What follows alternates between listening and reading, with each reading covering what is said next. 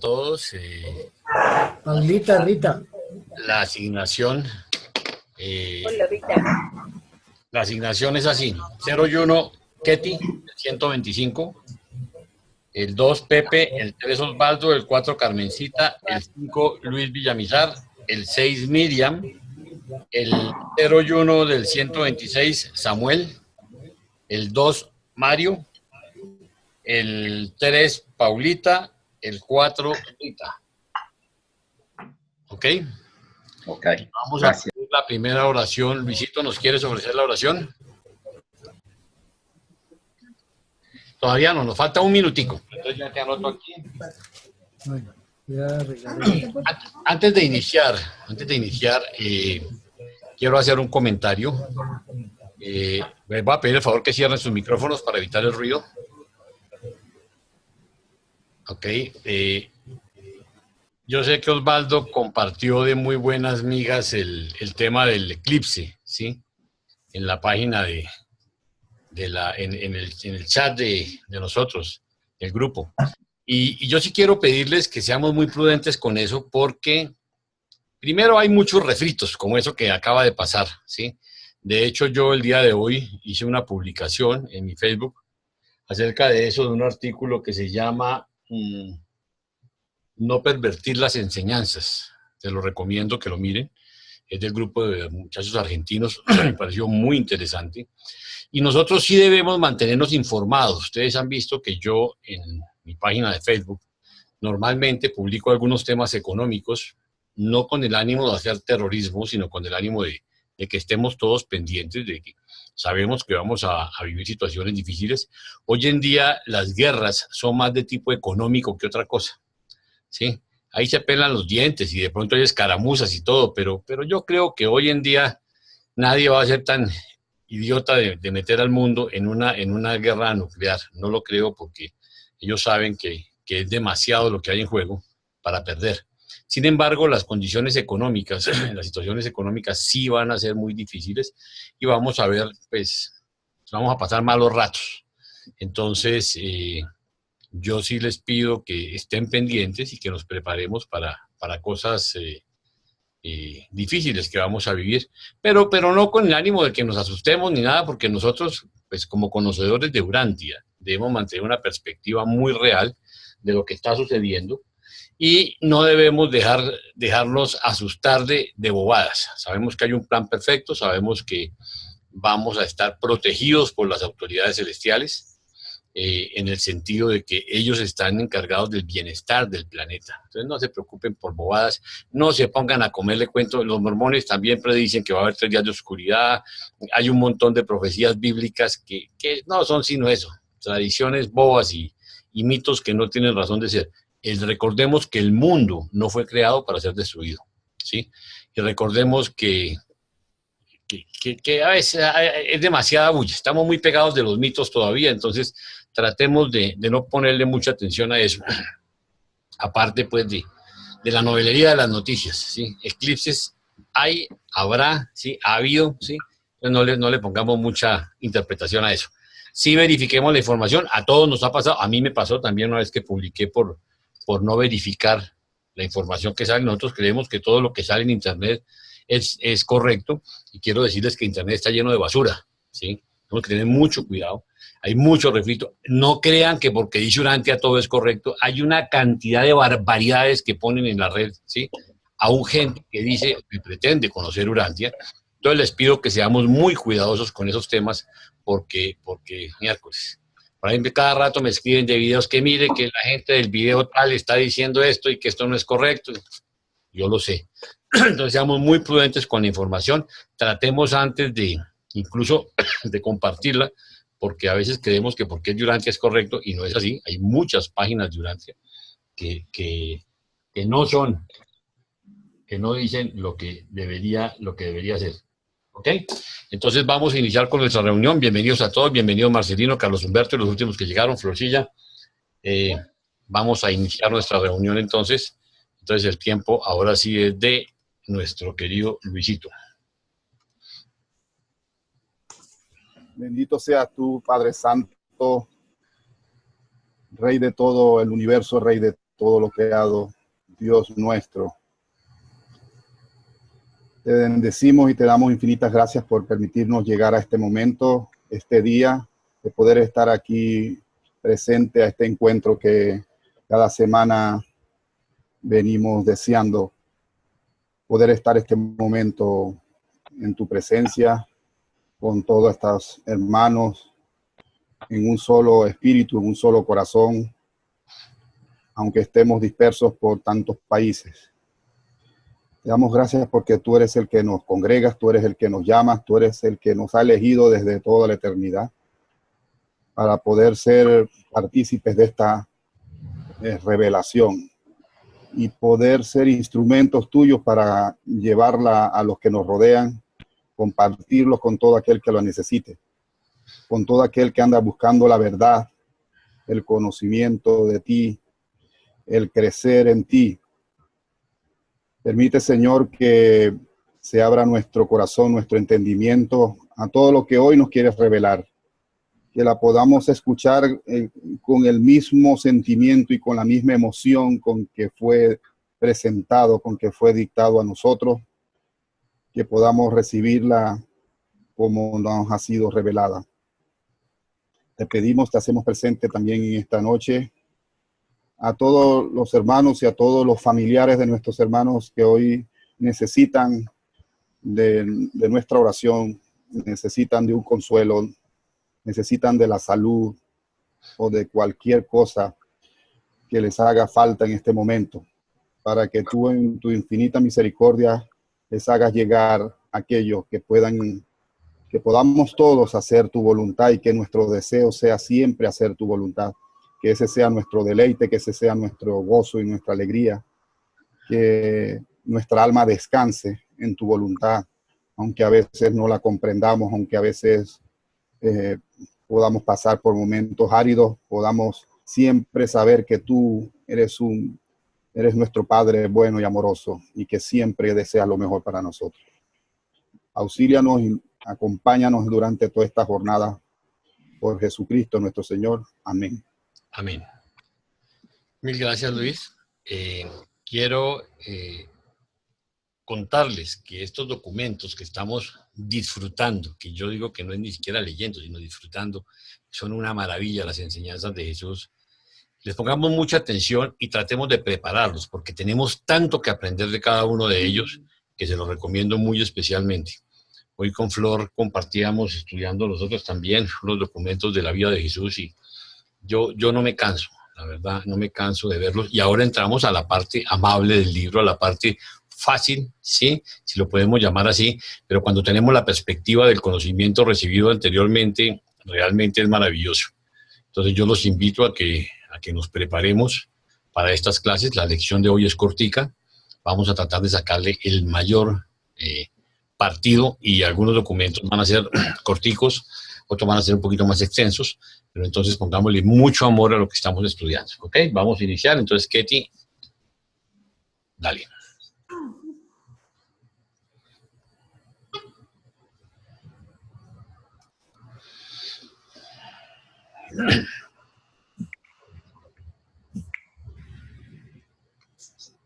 Documento 125. Jesús en Jerusalén.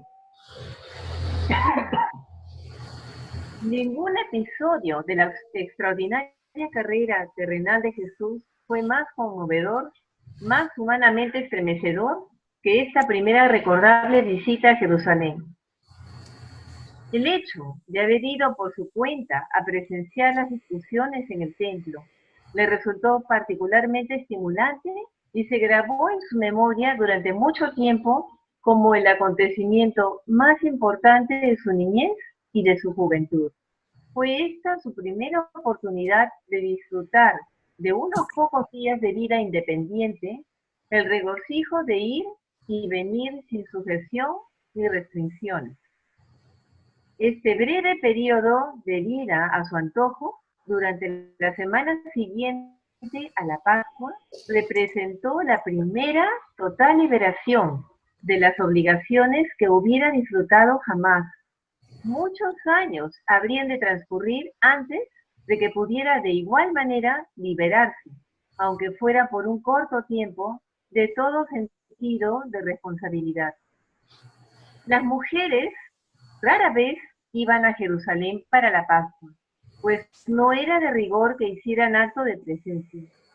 Sin embargo, Jesús virtualmente rehusó ir a menos que lo acompañara su madre. Cuando ella finalmente decidió ir, muchas otras nazarenas se sintieron motivadas a emprender el viaje, de manera que la expedición pascual estuvo compuesta del mayor número de mujeres que jamás había ido a Nazaret, a la celebración pascual. De Nazaret a la celebración pascual, en relación con el número de hombres. Camino a Jerusalén, los viajeros entonaban por momentos el Salmo 130. Desde el momento en que salieron de Nazaret hasta que llegaron a la cima del monte de los Olivos, Jesús sintió el apremio de una prolongada expectativa. En el transcurso de su alegre infancia, había escuchado con reverencia las alusiones a Jerusalén y a su templo. Por fin podría contemplarlos con sus propios ojos, desde el monte de los Olivos, y más tarde, desde afuera. Al observarlo más de cerca, el templo era todo lo que él esperaba y más. Pero al traspasar los sagrados pórticos, comenzó su gran desilusión. En compañía de sus padres, Jesús atravesó los recintos del templo para reunirse con el grupo de nuevos hijos de la ley que estaban a punto de ser consagrados ciudadanos de Israel. Sintió el primer desencanto por el comportamiento general de las multitudes que llenaban el templo. Pero la primera gran conmoción del día se produjo cuando su madre tuvo que dejarles para dirigirse al atrio de las mujeres. A Jesús nunca se le había ocurrido que su madre no le acompañaría en las ceremonias de consagración, y mucho le indignó que ella tuviese que sufrir tan injusta discriminación. Aunque estaba muy resentido por este hecho, nada dijo, excepto unas palabras de protesta a su padre. Perdón. Pero mucho pensó y muy profundamente reflexionó, tal como lo demostrarían las preguntas que hizo a los escribas y maestros una semana después. Participó en la ceremonia de la consagración, pero le decepcionó su naturaleza rutinaria, casi mecánica. Echaba de menos ese interés personal que caracterizaba las ceremonias de la sinagoga de Nazaret. Luego de regresar para saludar a su madre, se preparó para acompañar a su padre en su primer recorrido del templo y de sus varios patios, atrios y corredores. Los recintos del templo podían dar cabida a más de 200.000 creyentes a la vez. Y aunque la vastedad de estos edificios, en comparación con cualquiera que hubiera visto nunca, causó una gran impresión en su mente, más le intrigaba la contemplación de la significación espiritual de las ceremonias del templo y el culto que con éstas se asociaba. Aunque muchos de los rituales del templo conmovieron vivamente su sentido de lo bello y lo simbólico, la explicación del verdadero significado de estas ceremonias que le daba a sus padres respondiendo a sus muchas preguntas curiosas, le desilusionaba una y otra vez. Jesús simplemente no podía aceptar las explicaciones de culto y devoción religiosa basadas en la idea de la ira de Dios o de la cólera del Todopoderoso. Después de la visita al templo, mientras seguían conversando sobre estos asuntos, su padre le insistía suavemente que se aviniera a aceptar las creencias ortodoxas judías. Jesús se volvió repentinamente hacia sus padres y, fijando la mirada llena de fervor en los ojos de su padre, le dijo: Padre, no puede ser verdad. No es posible que el Padre Celestial considere de este modo a sus hijos descarriados en la tierra. No es posible que el Padre Celestial ame menos a sus hijos de lo que tú me amas a mí. Yo bien sé que tú nunca darías rienda suelta a tu cólera, derramando tu ira sobre mi cabeza, sean cual fueran las necesidades que yo pudiera cometer, o necedades que yo pudiera cometer. Si tú, mi Padre terrenal, posees ese reflejo humano de lo divino, cuánto más lleno de bondad y rebosante de misericordia deberá ser el Padre celestial. Me niego a creer que mi Padre que está en los cielos me ame menos que mi Padre que está en la tierra. Al oír José y María estas palabras de su hijo primogénito, guardaron silencio. De allí en adelante no trataron nunca más de cambiar sus ideas sobre el amor de Dios y la misericordia del Padre Celestial. 1. Jesús visita el templo. Al recorrer los patios del templo, se encontró Jesús por doquier con el espíritu de irreverencia que le llenó el corazón de disgusto y pesadumbre. Juzgaba que la conducta de las multitudes no armonizaba con el hecho de que estaban presentes en la casa de su padre. Pero su joven corazón se estremeció particularmente al conducirle su padre al patio de los gentiles, donde se topó con la jerga ruidosa de las masas que gritaban y maldecían en voz alta, mezclada indiscriminadamente con el balido de las ovejas y la cháchara que traicionaba la presencia de los cambistas y de los vendedores que pregonaban animales sacrificiales y otras mercancías. Pero por sobre todo su sentido de la decencia se sublevaba a la vista de las frívolas cortesanas que deambulaban dentro del recinto del templo, mujeres pintarrajeadas como las que había visto recientemente en su visita a Séforis. Esta profanación del templo suscitó su plena indignación juvenil, que no titubeó en expresar libremente a José. Jesús admiraba el concepto y el oficio del templo, pero le acongojaba la fealdad espiritual que descubría en el rostro de tantos adoradores desconsiderados. Y allí descendieron al patio de los sacerdotes bajo el saliente rocoso que se encontraba en el frente del templo, donde se levantaba el altar, para observar la matanza de las manadas de animales y la lavada de la sangre de las manos en la fuente de bronce de los sacerdotes que oficiaban la masacre. El piso manchado de sangre, las manos ensangrentadas de los sacerdotes y el balido de los animales agonizantes era más de lo que podía soportar este muchacho amante de la naturaleza. El terrible espectáculo descompuso al joven nazareno. Aferrando la mano de su padre, le imploró que se lo llevara de allí. Regresaron cruzando el patio de los gentiles, y las risas groseras y las bromas profanas de la multitud le parecieron más soportables que lo que acababa de presenciar. Al ver José de qué manera había afectado a su hijo los ritos del templo, prudentemente lo llevó a ver la hermosa puerta, la artística puerta de bronce corintio. Pero Jesús ya había visto bastante para esta primera visita al templo. Regresaron pues al patio superior en busca de María y salieron a caminar al aire libre, distanciándose por una hora de la multitud. Contemplaron el palacio Asmoneo, la imponente residencia de Herodes y la torre de los guardias romanos. Durante este paseo, José explicó a Jesús que solo los habitantes de Jerusalén podían presenciar los sacrificios diarios en el templo, y que los galileos tan solo concurrían al templo 3 veces por año para participar de la ceremonia, en la Pascua, en la fiesta de Pentecostés, 7 semanas después de la Pascua, y en octubre para la fiesta de los tabernáculos. Estos festivales habían sido establecidos por Moisés. Hablaron también de las 2 fiestas establecidas con posterioridad, la de la dedicación y la de Purim. Después regresaron a su albergue y se prepararon para la celebración de la paz. Gracias, Ketty.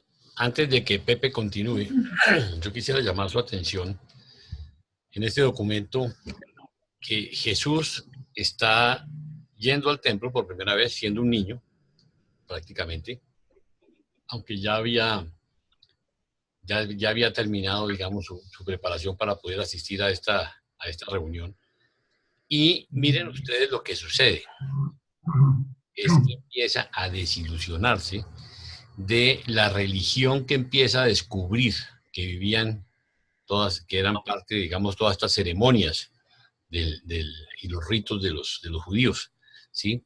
Él lo primero que ve es la rutina. Y yo quisiera llamar su atención sobre eso porque a veces nosotros también caemos en la rutina, caemos en las actitudes de tipo mecánico, y eso nos pasa en la oración, eso nos pasa en la manera de vivir nuestra espiritualidad día a día.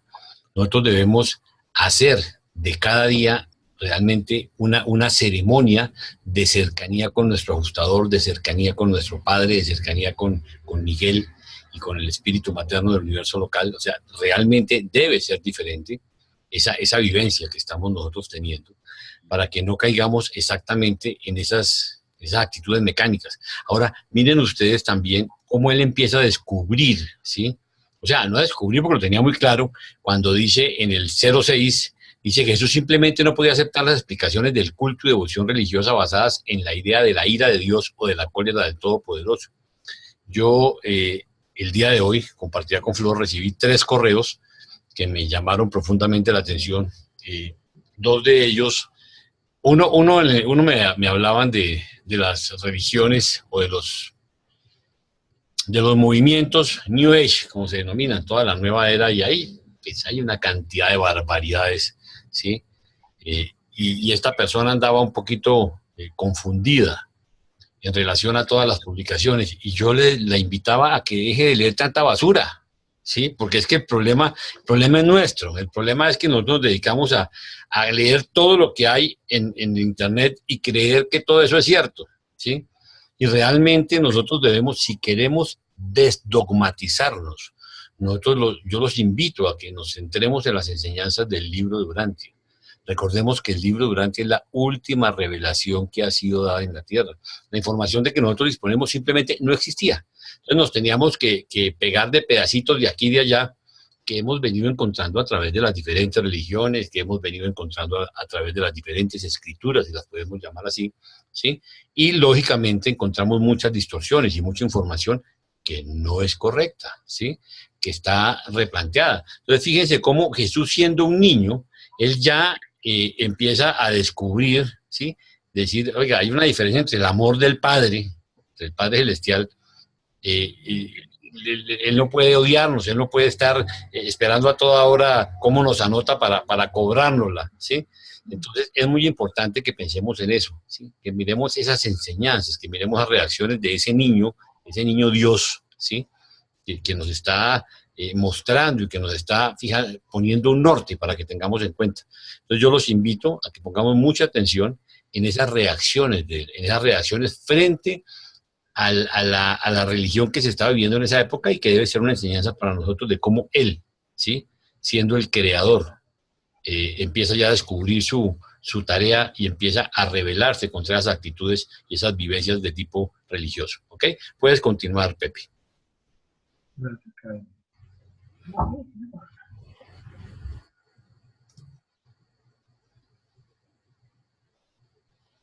¿Ya se ve? Sí, señor, ya está saliendo. Ya. Jesús y la Pascua. 5 familias de Nazaret habían sido invitadas por la familia de Simón de Betania para celebrar la Pascua. Simón había comprado el cordero pascual para compartirlo con sus invitados. El sacrificio de un número tan enorme de estos corderos es lo que tanto había afectado a Jesús en su visita al templo. José y María habían pensado festejar la Pascua con los parientes de María, pero Jesús persuadió a sus padres que aceptaran la invitación de ir a Betania. Esa noche se reunieron para los ritos de la Pascua, comiendo la carne asada con pan ácimo y hierbas amargas.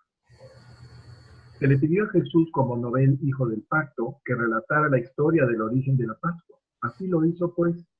desconcertando sin embargo un poco a sus padres con comentarios que reflejaban suavemente las impresiones captadas por su mente joven, pero lúcida, de lo mucho que tan recientemente había visto y oído. Esta cena marcó el comienzo de los 7 días de ceremonias de la fiesta pascual. Ya en esta parte de su vida, aunque nada dijo a sus padres sobre estos asuntos, Jesús había comenzado a darle vueltas en la cabeza a la idea de celebrar la Pascua con cordero sacrificado. Estaba plenamente seguro de que el Padre Celestial no se complacía con este espectáculo de ofrendas sacrificatorias y con el paso de los años estaba cada vez más determinado de que algún día establecería una celebración incruenta de la Pascua. Esa noche Jesús durmió muy poco. Su descanso se vio gravemente turbado por horribles pesadillas de matanzas y sufrimientos.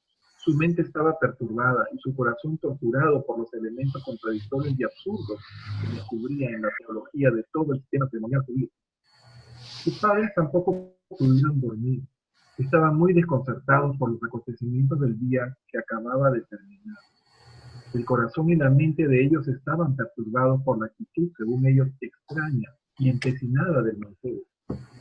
María pasó la primera mitad de la noche en gran agitación, mientras José se mantenía calmo, aunque estaba igualmente perplejo.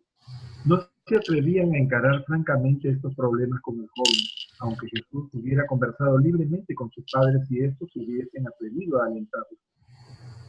Al día siguiente, las ceremonias en el templo fueron más aceptables para Jesús, borrando en parte los recuerdos desagradables del día anterior. A la mañana siguiente, el joven Lázaro se hizo cargo de Jesús. Juntos emprendieron una exploración sistemática de Jerusalén y sus alrededores. Antes de que acabara el día, Jesús ya había descubierto los varios sitios alrededor del templo en los que se daban cursos y conferencias de enseñanza y se respondía a las preguntas de los asistentes. De allí en adelante, aparte de unas cuantas visitas al Santo de los Santos para contemplar el velo de separación, preguntándose qué era lo que realmente se ocultaba tras el mismo, Jesús pasó la mayor parte de su tiempo en torno al templo asistiendo a dichas conferencias docentes. Durante toda la semana de Pascua, Jesús ocupó su lugar entre los nuevos hijos de los mandamientos. O sea, debía sentarse fuera de la baranda divisoria que separaba a los que no disfrutaban de la plena ciudadanía de Israel. Habiéndosele así recordado su juventud, se abstuvo pues Jesús de hacer las muchas preguntas que acudían una y otra a su mente. Por lo menos se abstuvo hasta que concluyera la celebración de la Pascua y se levantaran las restricciones impuestas sobre los jóvenes recién consagrados. El miércoles de la semana de Pascua le permitieron a Jesús ir a la casa de Lázaro para pasar la noche en Betania. Esa noche escucharon Lázaro, Marta y María las palabras de Jesús sobre asuntos temporales eternos, humanos y divinos, y desde aquella noche los tres lo amaron como si hubiera sido su propio hermano.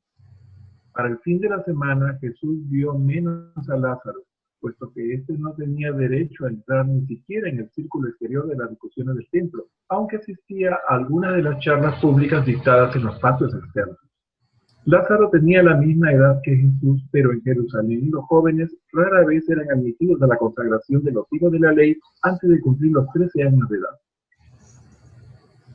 Una y otra vez, durante la semana pascual, los padres de Jesús lo encontraban sentado a solas, con su cabeza joven entre las manos, profundamente pensativo.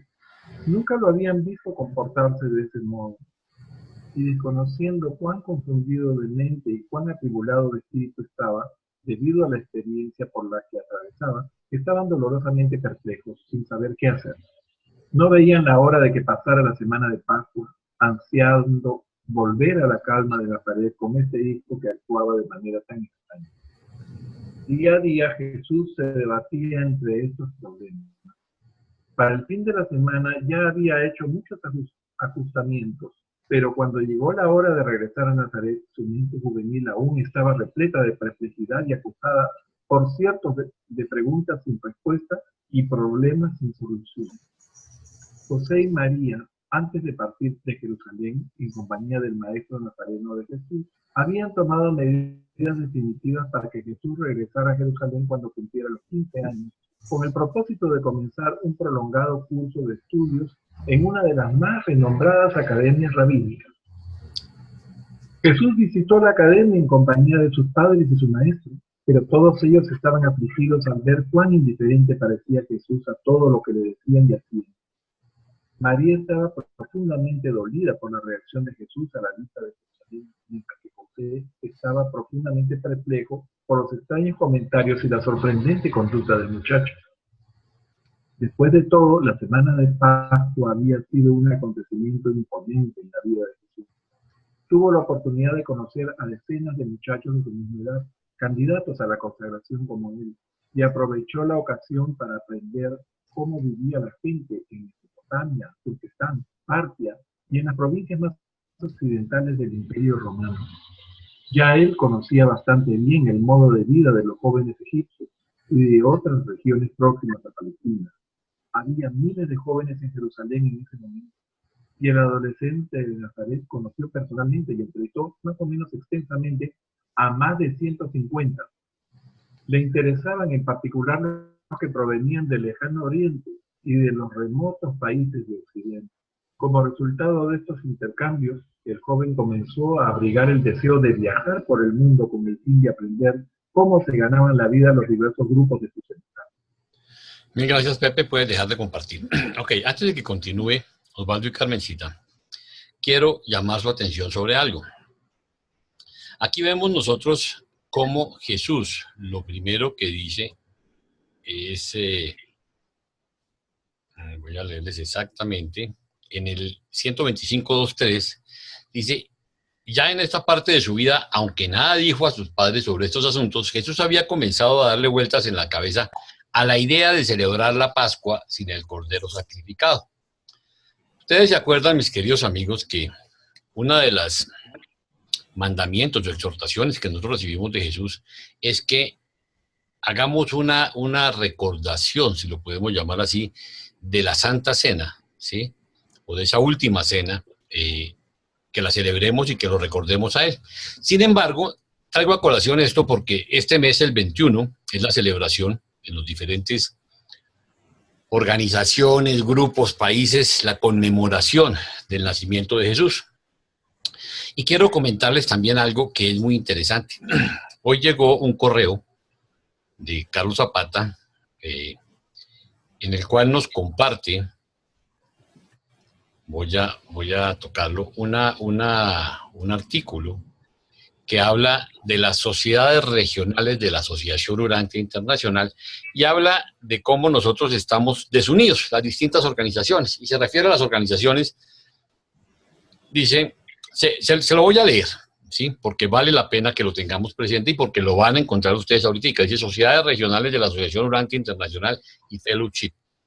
Dice, de Gary Reedy, un lector del libro de Unidad Urantia de 1976, y asunto aplicación del Tratado de Unidad. Dice, he leído el Tratado de Unidad PDF adjunto. Después de una cuidadosa reflexión, me parece que estoy completamente de acuerdo con él. He meditado, llorado, contemplando lo que puedo hacer como individuo y darme cuenta de lo que puede expresar mejor mi petición personal a través de esta carta, el Tratado de Unidad.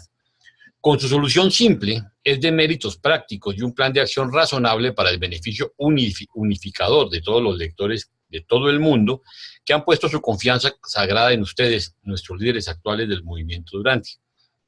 Medito todos los días porque la Fundación Urantia, la Fellowship y la Asociación Internacional Urantia se inspiren en la unidad y ejecuten el plan simple de 11 artículos que figuran en el Tratado de Unidad antes del 21 de agosto del 2017, a fin de que la revelación consignada en el libro de Urantia sea realmente eficaz, tanto ahora como en el futuro, a lo largo de nuestro mundo. Las tres fracciones, dice aquí, deben mostrarse unidas en todos los aspectos. Todos debemos reconocer que se ha dado una solución sencilla a estas tres fracciones, la desunión por defecto y el estado de no estar autorizadas. Oigan lo que viene aquí. ¿Dónde están nuestros maestros ordenados? ¿Dónde están nuestros líderes certificados? ¿Dónde están nuestros promotores entrenados de grupos de estudio? ¿Dónde están nuestras instituciones religiosas urantianas dirigidas? ¿Dónde están nuestras organizaciones filosóficas urantianas dirigidas? ¿Dónde está nuestro cosmológico urantiano dirigida? No hay más que un creyente, pero pido que estemos atentos al Tratado de Unidad y aceptemos su plan rápidamente en amor y unidad, Gary. Miren ustedes cómo esto que va a empezar a circular y que se van a encontrar, habla de organización y está tratando de tender a que se organicen y a que alguien se atribuya la autoridad para decir quién puede enseñar, cómo debe enseñar y empezar a cristalizar algo que Emanuel fue lo primero que le advirtió a Jesús de no organizar religiones, de no hacer estructuras administrativas. Y mis queridos amigos, quiero llamar su atención sobre el trabajo nuestro. Nosotros cuando estudiamos el libro nos dedicamos a la ministración, que es conocer y servir. ¿Cómo servimos? Llevando este conocimiento a todas las personas que el Señor ponga en nuestro camino, que quieran conocer acerca de esta revelación. Eso es servicio, eso se llama ministración. Dejemos que las organizaciones administren, ¿sí? Las diferentes organizaciones, y apoyémoslas en la medida que podamos. Pero, ojo, no hay nadie, no hay nada a través de la revelación que diga que hay alguien autorizado para graduar maestros o para decir que esto debe ser así o asá.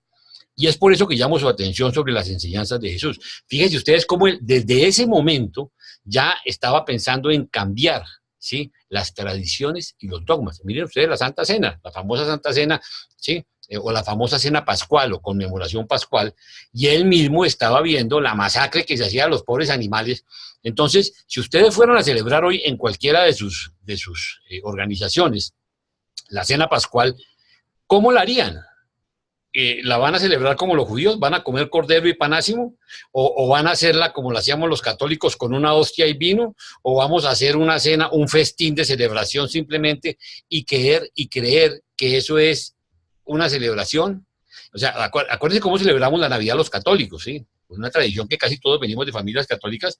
Yo ya, aunque nací en una familia católica, ni soy católico, ni soy mormón, ni soy nada, pero la Navidad es una fiesta lindísima y seguimos haciendo pesebre para los nietos y haciendo el árbol y celebrando, inclusive hasta cantamos villancicos cuando nos invitan los vecinos, ¿sí? Porque es una tradición muy linda, donde recordamos a la forma del mundo, digamos, el nacimiento de Jesús. Pues yo quiero invitarlos a que no nos dejemos enredar, ¿sí? Y a que no nos dejemos estandarizar ni dogmatizar, mis queridos amigos. La celebración está en el corazón. La celebración no podemos comer un pedacito de pan, un vasito de agua, no podemos comer lo que ustedes quieran. Recordemos a nuestro maestro, recordemos las enseñanzas y tengamos mucho cuidado con dogmatizar de nuevo ahora las enseñanzas de Urantia. Yo los invito por eso a que estudien con amor, bajo el espíritu de oración, estos documentos maravillosos y tengamos claridad, porque ahorita mismo el 21 en las diferentes celebraciones van a tratar de estandarizar nuestras creencias y lo que debemos hacer. Y por eso yo he sido un poquito alérgico a pertenecer a cualquier tipo de organización. Ustedes saben que yo trabajo con todo el mundo, que apoyo a todas, pero que no pertenezco a ninguna. Yo estoy en el equipo del Señor, de dar a conocer, el equipo de ministración, de servicio. Y los invito a que todos trabajemos en eso, en servir a nuestros hermanos, ¿ok? Entonces, ahora sí, Osvaldo y Carmencita pueden continuar.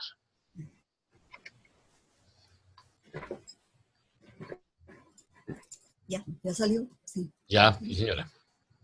Numeral 3. La partida de José y María. Se había dispuesto que el grupo de Nazaret debía reunirse en la zona del templo al promediar la mañana del primer día de la semana siguiente al Festival de la Pascua. Así lo hicieron y allí comenzaron su viaje de regreso a Nazaret. Jesús había ido al templo para escuchar los debates mientras sus padres aguardaban la llegada de sus compañeros de viaje. Enseguida los nazarenos se prepararon para partir, separándose como era costumbre en estos viajes de ida o vuelta a los festivales de Jerusalén, en un grupo de hombres y uno de mujeres. En el viaje de ida Jesús había acompañado a su madre y a las otras mujeres, pero ahora, siendo un joven consagrado, se suponía que viajaría de vuelta a Nazaret con su padre en el grupo de los hombres.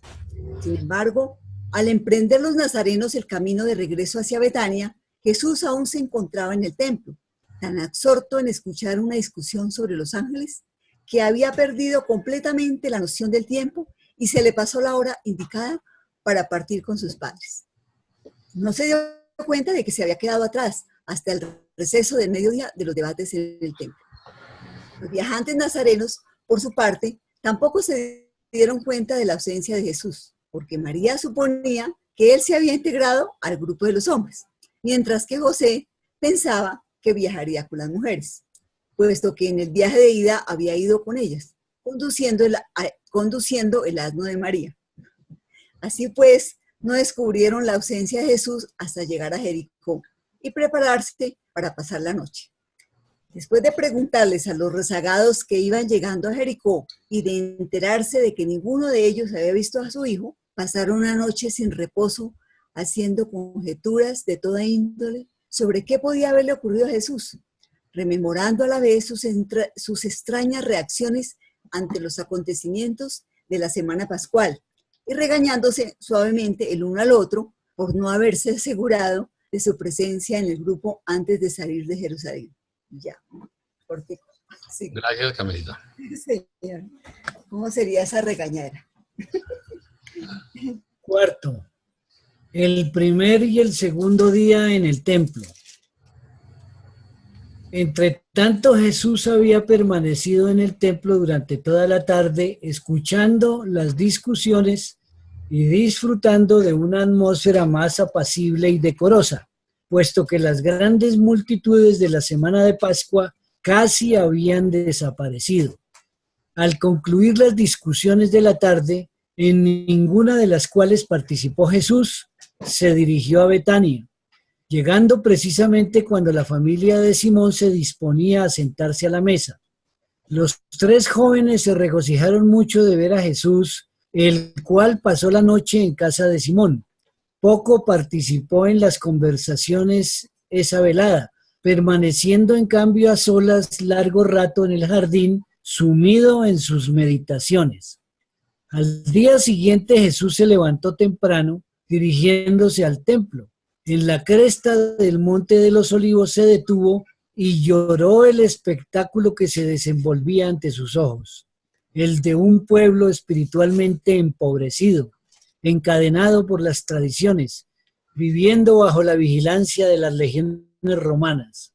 Al promediar la mañana, se encontraba en el templo decidido a tomar parte en los debates.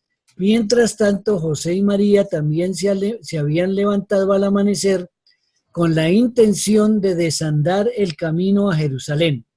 Primero acudieron apresuradamente a la casa de sus parientes, en la que todos ellos se habían hospedado durante la semana pascual, pero por averiguaciones dedujeron de hecho que nadie había visto a Jesús.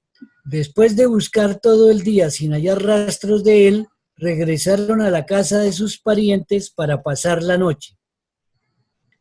En la segunda conferencia, Jesús se atrevió a hacer algunas preguntas, participando de un modo sorprendente en las discusiones del templo, aunque siempre respetuoso como correspondía a su corta edad. En ocasiones, sus preguntas directas ponían en aprietos a los eruditos maestros de la ley judía, pero tan clara e ingenuamente se manifestaba su noción sincera de la justicia y tan evidente era su sed de conocimiento que casi todos los maestros del templo estaban dispuestos a tratarle con la mayor consideración. Pero cuando se atrevió a poner en tela de juicio la justicia en la pena de muerte para un gentil que, embriagado, se había salido del patio de los gentiles, penetrando inadvertidamente en los recintos prohibidos, supuestamente sacros del templo, uno de los maestros más intolerantes se impacientó con la crítica implícita del muchacho y fulminándole con la mirada desde su imponente altura, le preguntó cuántos años tenía. Jesús replicó, 13 años, aunque me falta un poco más de 4 meses para cumplirlos. Entonces reiteró el airado maestro, ¿qué haces aquí si ni siquiera tienes edad suficiente para ser hijo de la ley? Al explicarse Jesús que había sido consagrado durante la Pascua y que era un estudiante graduado de las escuelas de Nazaret, los maestros replicaron al unísono con aire burlón, haberlo sabido, es de Nazaret. Pero el jefe arguyó que Jesús no tenía la culpa si los dirigentes de la sinagoga nazarena le habían permitido que se graduara formalmente a los 12 años en lugar de los 13. Aunque varios de sus detractores se levantaron y se fueron, se dictaminó pues que el muchacho podía seguir asistiendo como alumno a las discusiones en el templo. Al acabar su segunda jornada en el templo, nuevamente fue Jesús a Betania para pasar la noche. Nuevamente salió al jardín para meditar y orar. Bien se podía ver que su mente se debatía bajo el peso de problemas muy serios. Muchas gracias. Gracias, Osvaldo y Carmencita. Puedes dejar de compartir y continúa Luis Villamizar.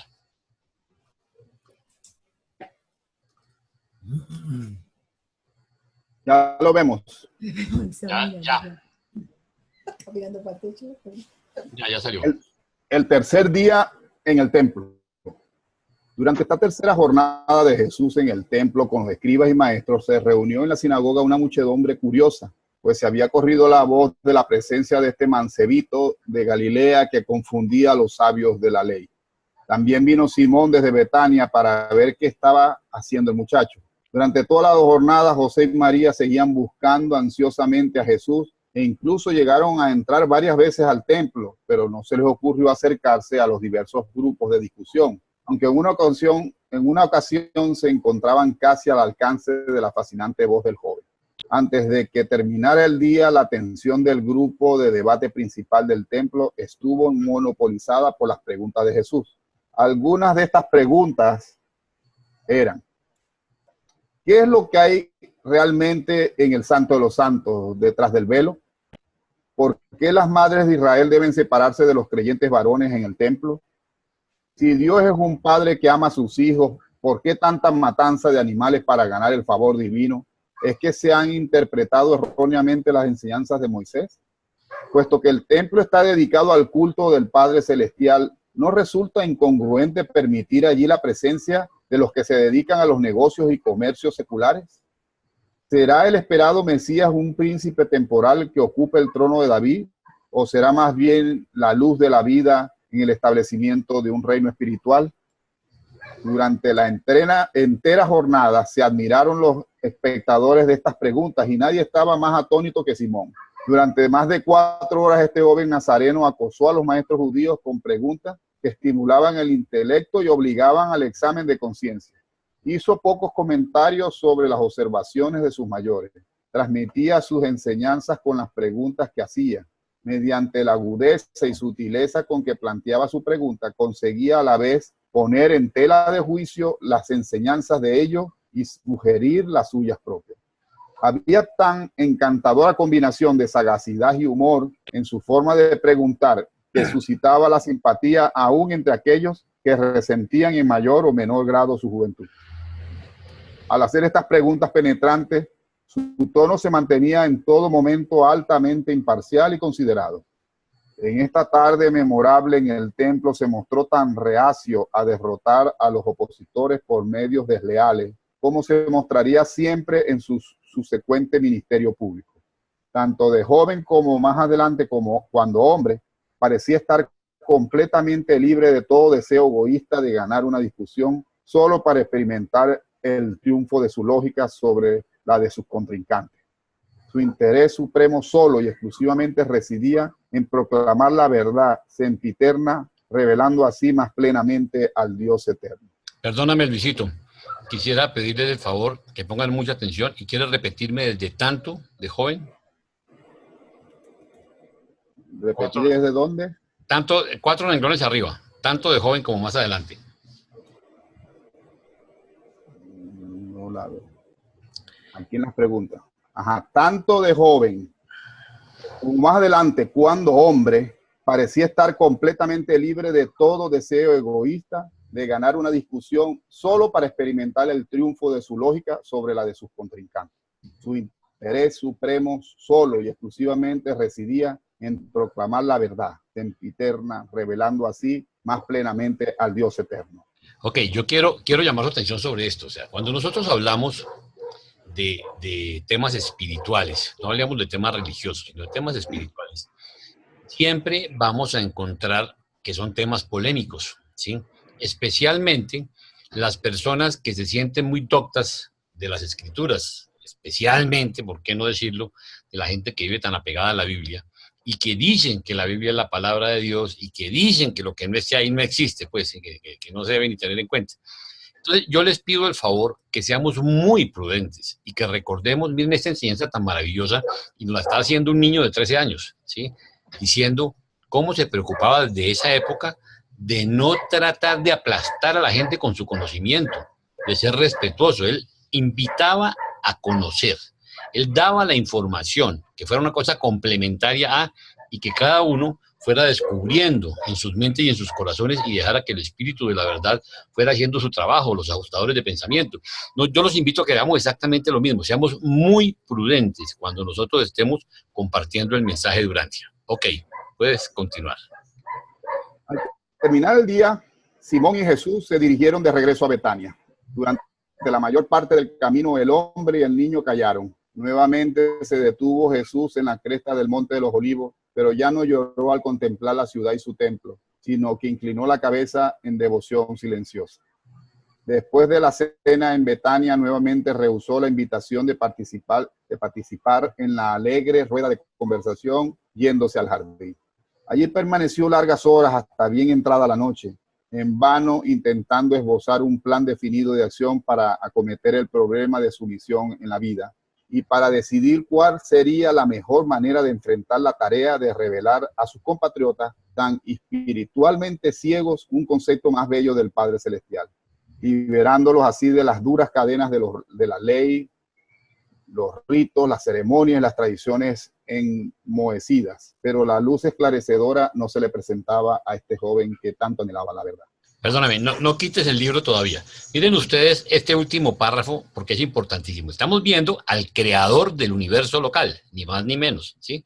Nuestro padre Miguel, autootorgado como un nombre, siendo un niño. Miren ustedes el planteamiento que él hace. Dice, está haciendo aquí, allí permaneció largas horas hasta bien entrada la noche, en vano intentando esbozar un plan definido de acción para acometer el problema de su misión en la vida, ¿sí? Y para decir cuál sería la mejor manera de enfrentar la tarea de revelar a sus compatriotas tan espiritualmente ciegos un concepto más bello del Padre Celestial. Ojo, nosotros tenemos la misma tarea, librándolos así de las duras cadenas de la ley, los ritos, las ceremonias y las tradiciones enmohecidas. Pero la luz esclarecedora no se le presentaba a este joven que tanto anhelaba la verdad. Miren ustedes, un Dios, ni más ni menos, estaba en el conflicto de cómo iba a hacer para que la gente dejara tanta bobada de ley, de ritos, de ceremonias y de tradiciones. No es muy diferente a lo que estamos viviendo nosotros. Mil gracias, Luisito. Puedes dejar de compartir y continúa Miriam.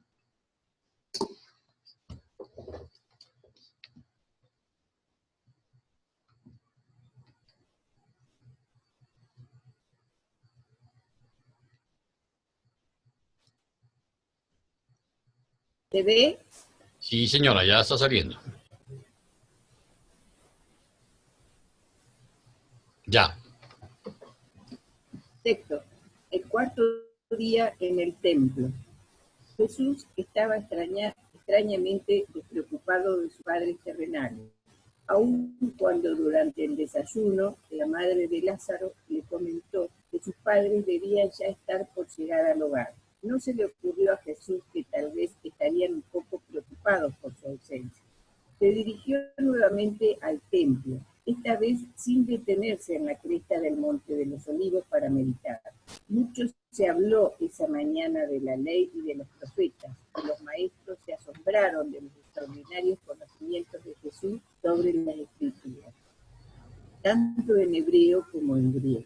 Pero más les asombraba su juventud que su conocimiento de la verdad. En la conferencia de la tarde no habían hecho más que empezar a responder a su pregunta sobre cuál era el propósito de la oración, cuando el jefe invitó al mancebo a que se acercara y sentando a su lado le solicitó que expusiera su punto de vista respecto a la oración y la adoración. La noche antes, los padres de Jesús habían oído hablar de este extraño mancebo que tan hábilmente se ponía a la altura de los intérpretes de la ley. pero no se les había ocurrido que ese joven fuera su hijo. Estaban a punto de dirigirse a la casa de Zacarías, pensando que Jesús podría haber ido hasta allá para visitar a Elizabeth y a Juan, pero reflexionando que tal vez Zacarías estaría en el templo, se detuvieron allí camino a la ciudad de Judá. Mientras deambulaban por los patios, imaginaos su sorpresa y asombro cuando reconocieron la voz de su hijo extraviado y le vieron sentado entre los maestros del templo. José se quedó mudo, pero María dio rienda suelta al temor y la ansiedad largamente reprimidos. Corrió hacia el mancebo, quien se había levantado para saludar a sus atónitos padres, diciendo: «Hijo mío, ¿por qué nos tratas así? Hace más de 3 días que tu padre y yo te buscamos acongojados. ¿Qué te llevó a abandonarnos?». Un momento de tensión. Todas las miradas se volvieron hacia Jesús para ver cómo respondería. Su padre lo miraba con reproche, pero no decía nada.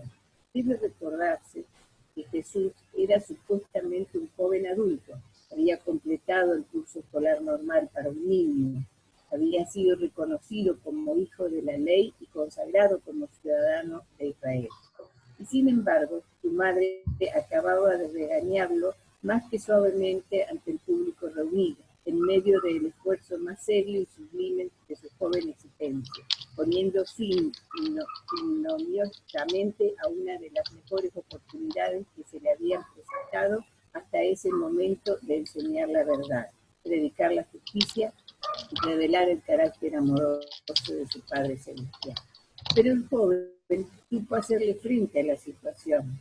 Si tomáis en cuenta con imparcialidad todos los factores que se combinaron para dar lugar a esta situación, estaréis mejor preparados para medir la sabiduría de la respuesta del niño a la inintencionada reprimenda de su madre. Después de pensar un momento, Jesús le respondió diciendo: «¿Por qué me habéis buscado durante tanto tiempo? ¿No os imaginabais que me encontraríais en la casa de mi padre? Puesto que ha llegado el momento para mí de ocuparme de los asuntos de mi padre». Todo el mundo se asombró de la manera de hablar del mancebo. Todos se retiraron en silencio, dejándolo a solas con sus padres. De inmediato, el joven alivió la embarazosa situación de los tres al decir de manera más suave: «Vamos, padres míos, nadie hizo sino nada que no consideraran su deber. Nuestro Padre que está en los cielos ha ordenado estas cosas. Vamos acá». En silencio emprendieron el viaje. Por la noche llegaron a Jericó. Solo una vez se detuvieron, y eso en la cima del Oliveto, donde se levantó el joven su cayado hacia el cielo y, temblando con intensa emoción de pies a cabeza, dijo: «Oh Jerusalén, Jerusalén, oh habitantes de Jerusalén, cuán esclavizados estáis, sometidos al yugo romano, víctimas de vuestras propias tradiciones. Pero yo volveré para purificar el templo y liberar a mi pueblo de esta esclavitud». Poco habló Jesús durante los 3 días de viaje a Nazaret. Padres tampoco dijeron mucho en su presencia. En verdad, no comprendían la conducta de su hijo primogénito, pero las palabras de Jesús se habían grabado en su corazón, aunque ellos no entendieran plenamente su significado.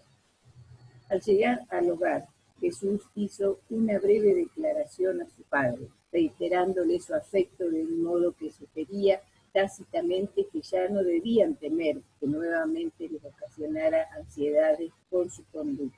Concluyó esta importante declaración diciéndole: «Si bien debo hacer la voluntad de mi Padre Celestial, no dejaré de obedecer a mi Padre terrenal. He de aguardar a que llegue mi hora».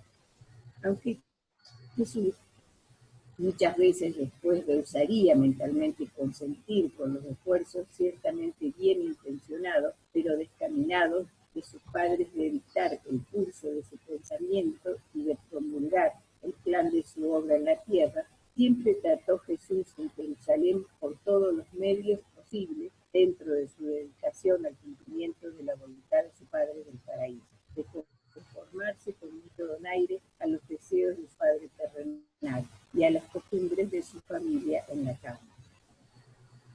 Aun cuando no pudiera consentir, haría todo lo posible por conformarse. En el delicado equilibrio entre el deber y lealtad, Jesús fue un verdadero artista, pues siempre supo balancear su dedicación al deber con sus obligaciones para con su familia y la sociedad. José estaba perplejo, pero María, después de reflexionar sobre estos acontecimientos, encontró consuelo, pues acabó por ver en las palabras de Jesús en el Oliveto una profecía de la misión mesiánica de su Hijo como liberador de Israel. Con renovada energía se dedicó ella, pues, a moldear la mente de Jesús con pensamientos nacionalistas y patrióticos, aliándose con su hermano, el tío favorito de Jesús. Y en todo sentido, la madre de Jesús se entregó a la tarea de preparar a su hijo primogénito para que se convirtiera en el líder de los que restaurarían el trono de David, rompiendo para siempre las cadenas de la dominación política de los hombres. Gracias, Miriam. ¿Puedes dejar de compartir? Gracias a usted. Ok, fíjense ustedes también el conflicto en que vivía Jesús, ¿sí? Con su mamá queriendo convertirlo en un gobernante de tipo político, ¿sí? Y él sabiendo la tarea que tenía. Entonces, todo eso, estamos hablando de un muchacho de 13 años, ¿sí? Que aunque fuera Dios, era un joven, o sea, le faltaba todavía mucha experiencia en la vida. O sea, definitivamente la experiencia es algo que necesitamos todos, aún los dioses. Por eso existe Habona, porque ahí se entrenan los dioses. De la misma forma, la experiencia es irreemplazable. Necesitaba unos años más para madurar y para ver cómo iba a manejar ese problema. Bueno, el documento 126, entonces les recuerdo, lo vamos a leer así. 0 y 1 Samuel, 2 Mario, 3 Paulita, aunque bienvenido Ricardo, dentro de 8 días lee Ricardo. ¿Sí? 4 Rita y 5 Marcelino.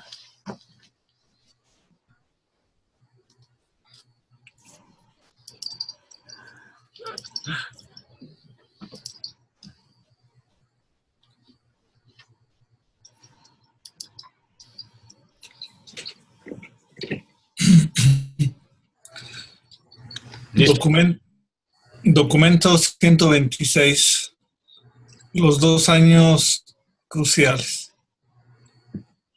De todas las experiencias de la vida terrenal de Jesús, los años 14 y 15 de su vida fueron los más cruciales. Estos 2 años, después de que comenzara Jesús a cobrar conciencia de su divinidad y destino, y antes de que lograra un alto grado de comunicación con su ajustador residente, fueron los más atribulados de su extraordinaria vida en Urantia. En este periodo de 2 años, el que debería llamarse la gran prueba, la verdadera tentación, ningún joven humano, al experimentar las confusiones y los problemas de adaptación inherentes a la adolescencia, pudo someterse jamás a una prueba más crucial que aquella por la que pasó Jesús durante su transición de la niñez a la juventud.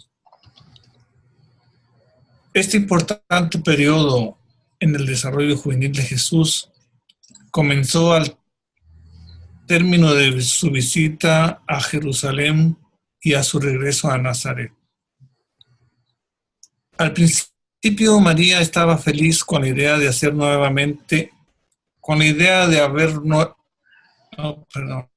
María estaba feliz con la idea de haber nuevamente recobrado a su hijo, de que Jesús había vuelto al hogar como hijo obediente, como siempre lo había sido, y que de ahí en adelante sería más receptivo a los planes de ella para su vida futura.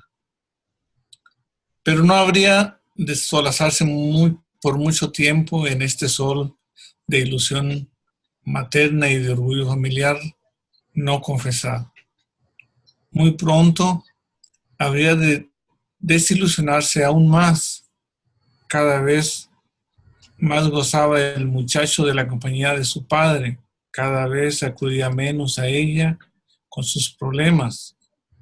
Al mismo tiempo, ambos padres cada vez más tenían dificultades en entender las frecuentes fluctuaciones de Jesús entre los asuntos de este mundo y la contemplación de su relación con los asuntos de su Padre. Francamente, no lo comprendían, aunque lo amaban tiernamente. A medida que Jesús crecía, se profundizaban en su corazón la compasión y el amor por el pueblo judío, pero con el paso de los años se fue acentuando en su mente un recto resentimiento por la presencia de los sacerdotes nombrados por las razones políticas en el templo del Padre. Jesús tenía un gran respeto a los fariseos sinceros y a los escribas honestos, pero mucho despreciaba a los fariseos hipócritas y a los teólogos deshonestos, y miraba con desdén a todos los líderes religiosos que no eran sinceros. Cuando escudriñaba el liderazgo de Israel, le tentaba a veces contemplar la posibilidad de convertirse en el Mesías que esperaban los judíos, pero no cayó nunca en esa tentación. La crónica de sus enseñanzas entre los sabios del templo de Jerusalén causó placer en Nazaret, especialmente entre los antiguos maestros de Jesús en la escuela de la sinagoga. Durante un tiempo, las alabanzas andaban en labios de todos. La aldea entera relataba su sabiduría y su conducta ejemplar cuando niño, y predecía que estaba destinado a convertirse en un gran líder de Israel. Finalmente saldría de Nazaret de Galilea un maestro verdaderamente superior. Todos ellos anhelaban el momento en que Jesús cumpliera los 15 años, porque entonces se le permitiría leer regularmente las escrituras de la sinagoga durante los servicios del sábado. El 14º año 8 después de Jesucristo. Es este el año calendario de su 14 cumpleaños. Había aprendido muy bien a hacer yugos y también sabía trabajar la lona y el cuero. También se estaba convirtiendo rápidamente en carpintero y ebanista experto. Ese verano frecuentemente trepaba a la cima de la colina situada al noroeste de Nazaret para orar y meditar. Gradualmente iba cobrando más y más conciencia de la naturaleza de su auto-otorgamiento en la tierra. Esta colina había sido, poco más de 100 años antes, el lugar alto de Baal. Ahí se encontraba la tumba de Simeón, renombrado santo varón de Israel. Desde la cima de la colina de Simeón, Jesús dominaba Nazaret y el campo circundante. Divisaba Megiddo y recordaba la historia del ejército egipcio que ahí ganó su primera gran victoria en Asia. Y como posteriormente, otro ejército como ese derrotó al rey judeo Josías. No muy lejos de allí podía divisar Taanac, allí donde Débora y Barak derrotaron a Sisara. A lo lejos se asomaban las colinas de Dotán, donde, según le habían enseñado los hermanos de José, lo vendieron como esclavo a los egipcios. Al volver la vista hacia Ebal y Gerizim, rememoraban las tradiciones de Abraham, Jacob y Abimelech. Así se recordaba y reflexionaba sobre los acontecimientos históricos y tradiciones del pueblo de su padre José. Proseguía con sus cursos avanzados de lectura bajo la dirección de los maestros de la sinagoga. Al mismo tiempo también se ocupaba de la educación en el hogar de sus hermanos y hermanas a medida que crecían. A principios de este año, José dispuso a ahorrar los ingresos que provenían de sus propiedades de Nazaret y Capernaum para pagar el prolongado curso de estudios de Jesús en Jerusalén, puesto que se había planeado que Jesús vaya a Jerusalén en agosto del año siguiente, después de cumplir los 15 años. Ya para comienzos de este año, abrigaban José y María frecuentes dudas acerca del destino de su hijo primogénito. Por cierto, Jesús era un muchacho brillante y amable, pero él era tan difícil de comprender, tan evasivo de entender, y además nada acontecía que tuviera avisos de extraordinario o de milagroso. Decenas de veces, esta madre orgullosa había esperado ansiosamente, casi sin respirar, un gesto sobrehumano, una acción milagrosa de su hijo, pero siempre esta esperanza anhelante se había visto destruida, dando paso a la desilusión más cruel. Esta situación era desalentadora y aún descorazonadora. El pueblo devoto de aquellos tiempos creía sinceramente que los profetas y los hombres de promesa manifestaban siempre su misión y establecían su autoridad divina por realizar milagros y por hacer maravillas.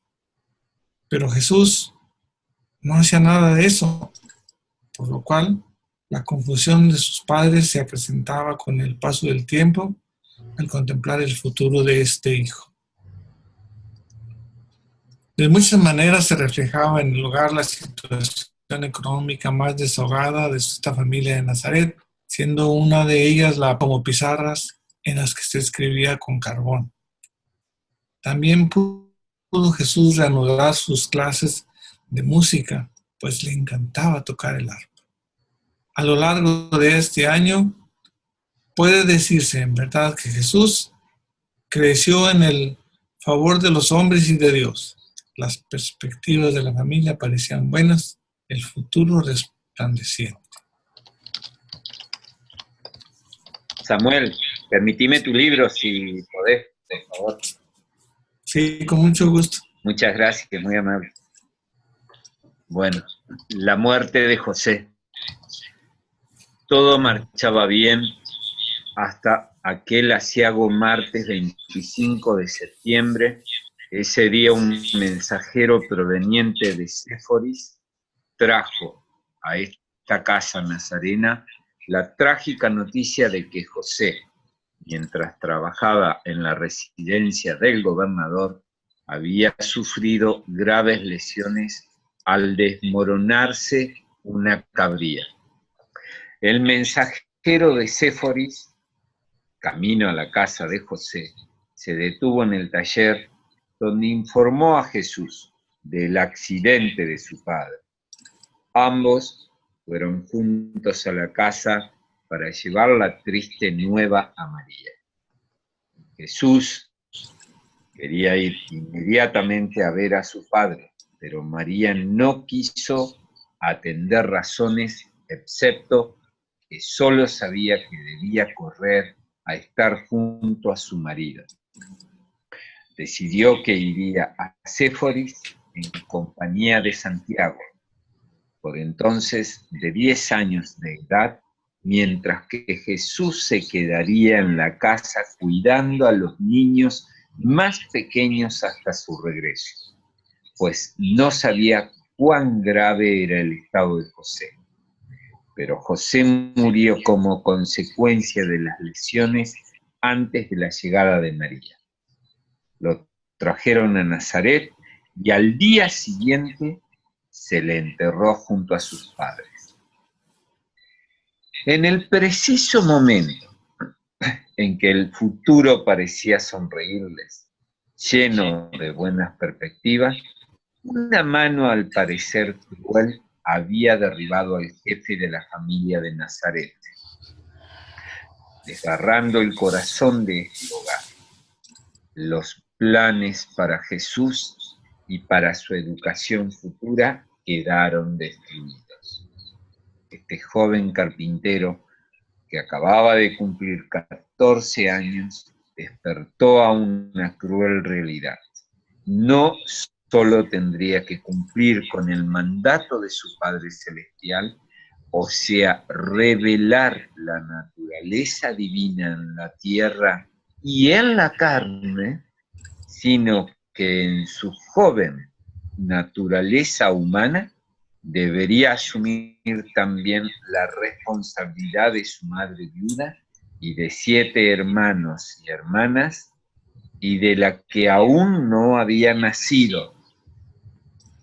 Este joven nazareno se convirtió de golpe en el único sostén y consuelo de su familia, tan súbitamente afligida por la desgracia. Así pues, se permitió que ocurriesen en Urantia estos acontecimientos de orden natural que obligarían a este joven de destino a asumir tan pronto la responsabilidad onerosa, pero a la vez altamente educacional y disciplinaria, de convertirse en el jefe de una familia humana, padre de sus propios hermanos y hermanas, sostén y apoyo de su madre, guardián de la casa de su padre, el único hogar que había de conocer mientras estuvo en este mundo. Jesús supo aceptar con buena disposición las responsabilidades caídas tan súbitamente sobre sus hombros y cumplió fielmente con estas obligaciones hasta el fin. Por lo menos se había resuelto, aunque en forma trágica, un gran problema, una dificultad prevista en su vida. Ya no tendría que ir a Jerusalén para estudiar con los rabinos. Siempre fue verdad que Jesús no se doblegó ante los pies de nadie. Estaba siempre dispuesto a aprender de quien fuese, y aún del más humilde entre los niños, pero jamás derivó de fuentes humanas la autoridad para enseñar la verdad. Aún nada sabía de la visitación de Gabriela a su madre antes de su nacimiento. Lo supo por Juan el día de su bautismo, al comienzo de su ministerio público. Según pasaban los años, este joven carpintero de Nazaret valoraba cada vez más las instituciones de la sociedad y las costumbres religiosas con un criterio invariable. ¿Qué es lo que hace por el alma humana? Acerca de Dios al hombre. Acerca a Dios al hombre. Acerca el hombre a Dios. Aunque el joven no había abandonado por completo el aspecto recreativo y social de la vida, cada vez más dedicaba su tiempo y energía a solos 2 fines: el cuidado de su familia y la preparación para hacer en la tierra la voluntad celestial de su Padre.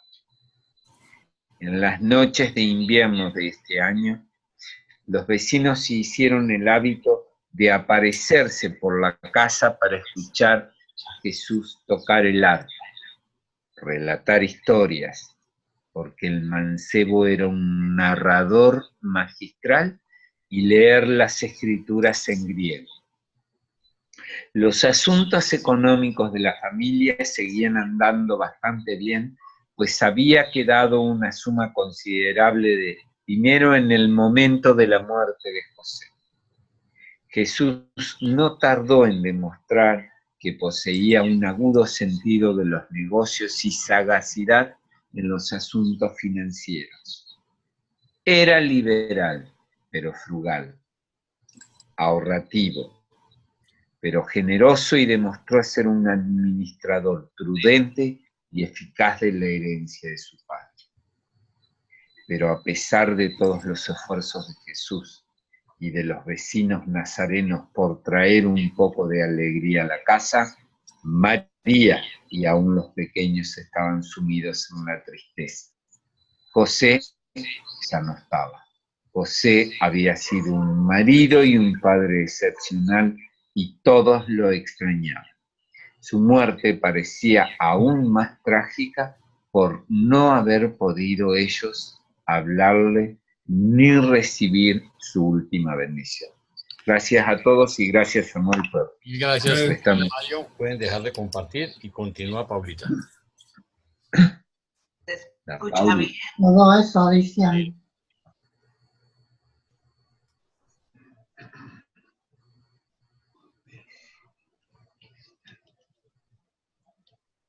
¿Ya salió? Ya está saliendo. Ya. 3. El 15º año, año 9 después de Jesucristo. A mediados de este 15º año, estamos computando el tiempo según el calendario del siglo XX, no de acuerdo con el calendario judío.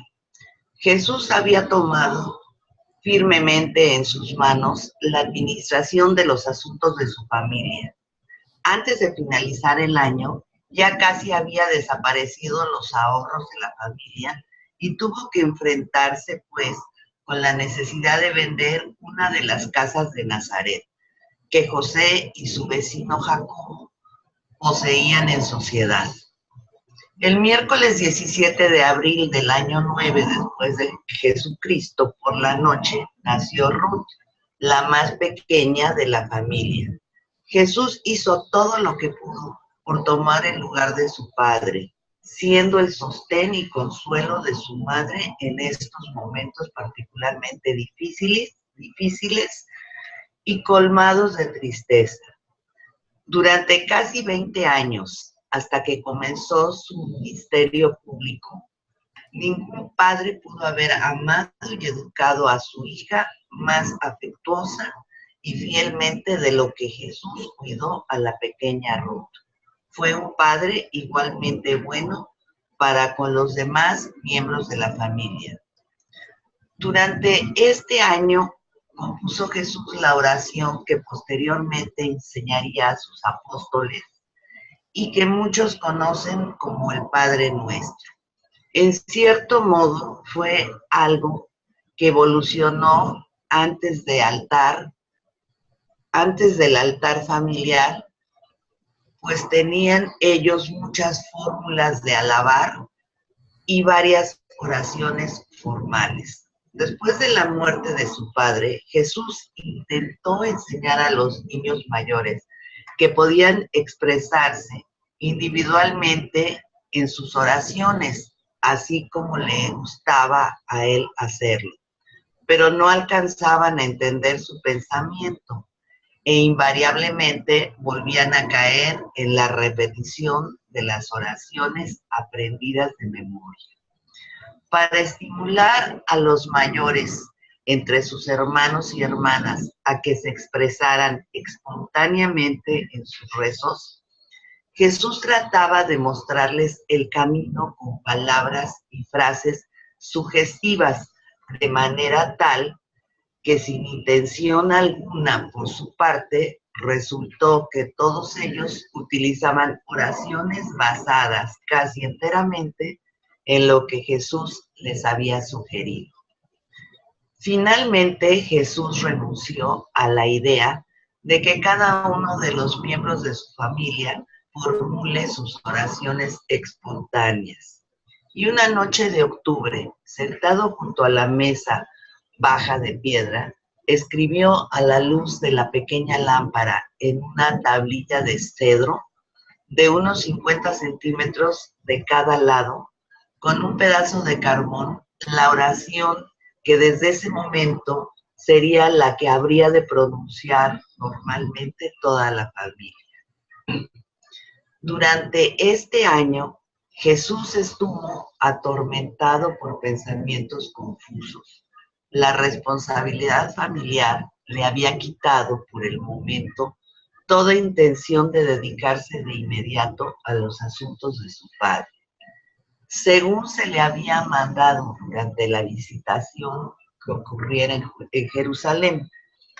Con justicia razonaba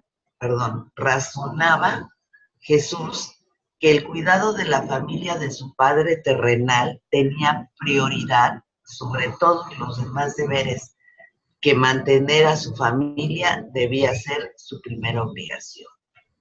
En el curso de este año halló Jesús en el así llamado libro de Enoc un pasaje que le sugirió la adopción futura del término Hijo del Hombre para designar su misión autootorgadora en Urantia.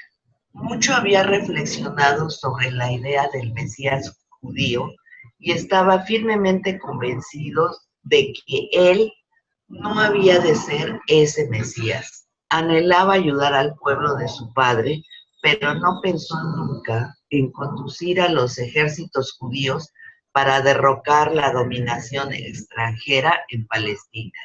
Sabía que jamás ocuparía el trono de David en Jerusalén. Tampoco creía Jesús que su misión de liberador espiritual o de maestro de los valores morales se limitara únicamente al pueblo judío. Por eso su misión de vida no podía ser de ninguna manera el cumplimiento de los intensos anhelos y las presuntas profecías mesiánicas de las escrituras hebreas, por lo menos no de la manera en que se comprendían los judíos estas predicciones de los profetas. Asimismo, estaba seguro de que nunca habría de aparecer como el Hijo del Hombre descrito por el profeta Daniel. Pero cuando le llegara la hora de salir al mundo para desarrollar su misión de Maestro Universal, como se llamaría a sí mismo, ¿de qué manera definiría su misión? ¿Por qué nombre lo llamarían las multitudes que acabarían por creer en sus enseñanzas? Mientras le daba vueltas y más vueltas a estos problemas en su mente,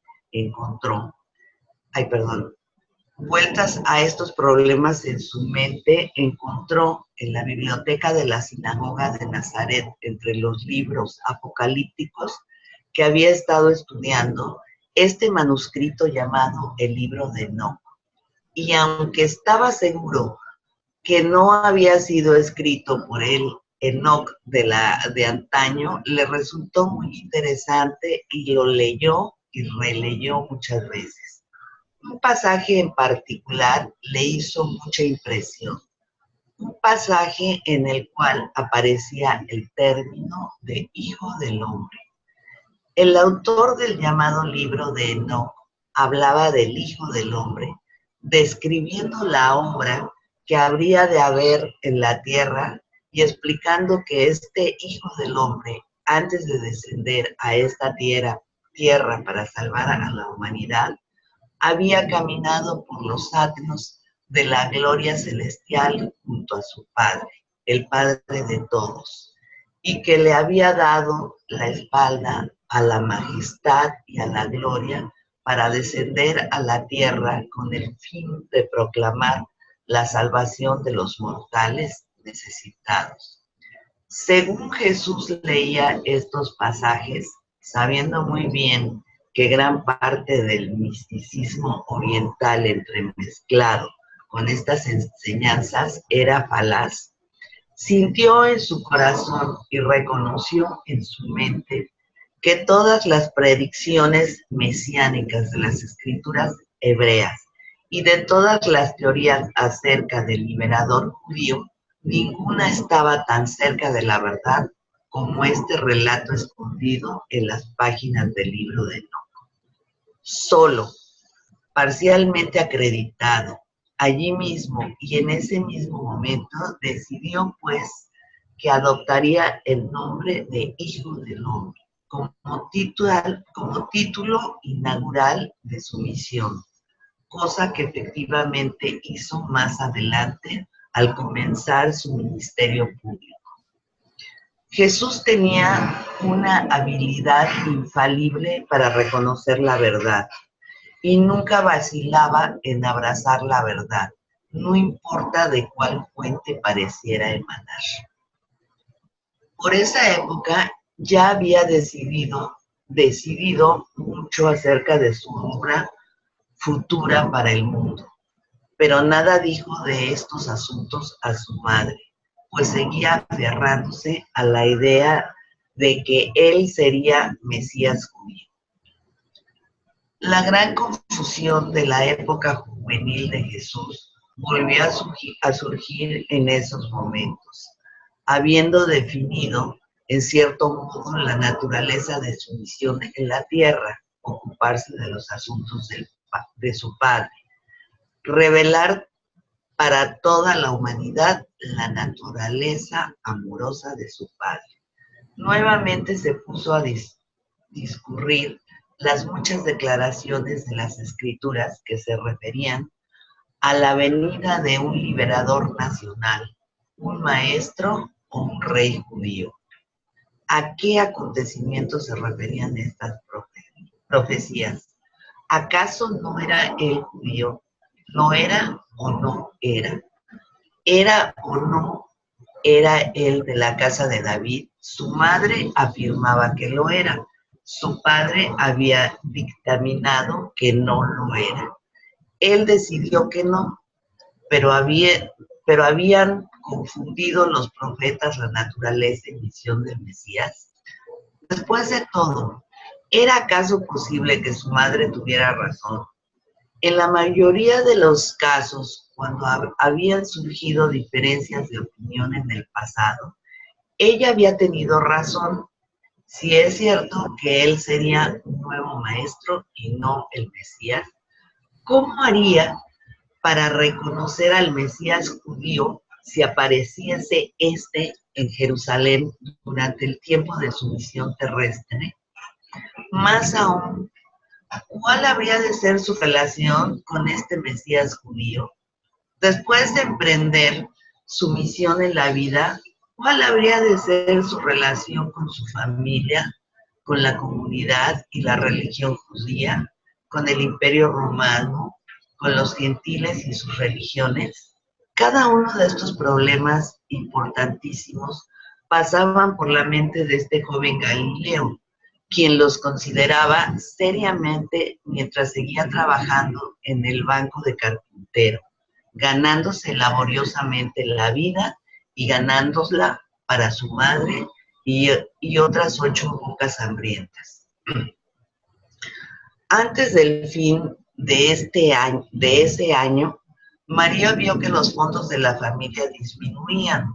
Delegó la venta de palomas a Santiago, compraron una segunda vaca y con la ayuda de Miriam comenzaron a vender leche a sus vecinos de Nazaret.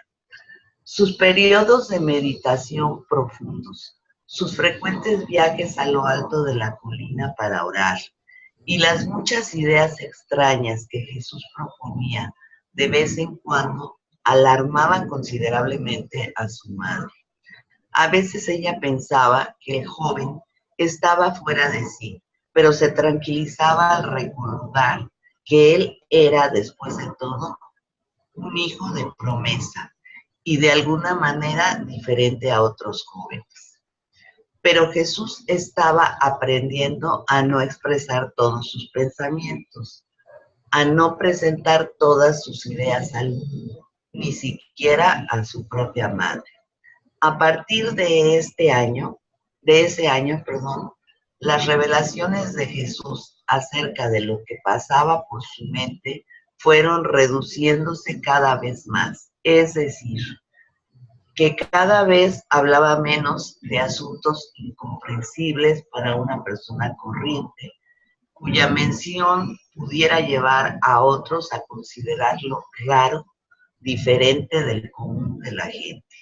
En apariencia se volvió un ser común y convencional, aunque anhelaba encontrarse con alguien que pudiera entender sus problemas. Deseaba tener un amigo fiel y de confianza, pero sus problemas eran demasiado complejos para la comprensión de los seres humanos que lo rodeaban. La singularidad de su situación especial le obligó a soportar a solas el peso de sus cargas. Mil gracias, Paulita. Puedes dejar de compartir. Yo quisiera llamar su atención en este numeral de dos aspectos que son muy importantes a tener en cuenta. Uno es, dice en el numeral 3.5, dice: con justicia razonaba Jesús que el cuidado de la familia de su Padre terrenal tenía prioridad sobre todos los demás deberes, que mantener a su familia debía ser su primera obligación. Recordemos que él ya había recibido, digamos, la información de que era la hora de comenzar la misión, ¿sí? Y en ese momento muere su padre. Y él le da prioridad a su familia. ¿Por qué traigo a colación esto? La mayoría de ustedes no tienen el privilegio de estar con sus parejas estudiando Urantia. Es más, con sus familias estudiando Urantia. Yo quiero pedirles que mantengan la perspectiva, ¿sí? Que lo más importante que nosotros tenemos es la responsabilidad con nuestras familias, ¿sí? Si en algún momento alguno de ustedes o alguna de ustedes tienen que dejar de ladito, digamos, el estudio de Urantia para no desorganizar a la familia, para no generar conflictos, no se preocupen, que el Señor lo va a comprender. La primera responsabilidad que tenemos nosotros es ser esposos o esposas y padres, ¿sí? Una vez nosotros tengamos eso claro, pueden estar seguros que el Señor nos va a ayudar para que las cosas se pongan en orden, para que todo se ponga en su lugar. Entonces, miren la enseñanza tan grande que tenemos de Jesús. Y la otra cosa que es muy importante es cómo él dice más adelante, cuando encuentra el libro de Enoc, que aunque sabía que no era el Enoc, ¿sí? El profeta Enoc, él dice, al final, Jesús tenía una habilidad infalible para reconocer la verdad y nunca vacilaba en abrazar la verdad, no importa de cuál fuente pareciera emanar. Recordemos que todos los principios de verdad, belleza y bondad provienen de Dios, no importa la fuente. Todo lo que sea bueno, bello, virtuoso, viene del Padre, ¿sí? Entonces, no nos preocupemos y aprendamos a reconocer todo lo bueno. Y así vamos a dejar mucho el sectarismo, ¿sí? De creer que somos los dueños de la verdad y que lo único bueno es lo que decimos nosotros y que lo único correcto es lo que decimos nosotros, ¿sí? Entonces, seamos muy prudentes con eso. ¿Ok? Rita, puedes continuar.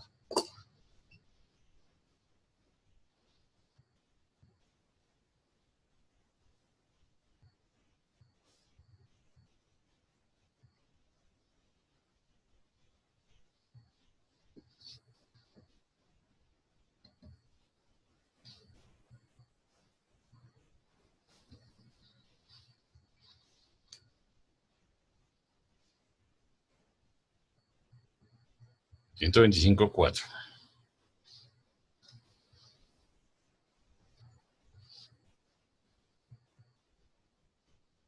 $125.4. Estás en el 126.4.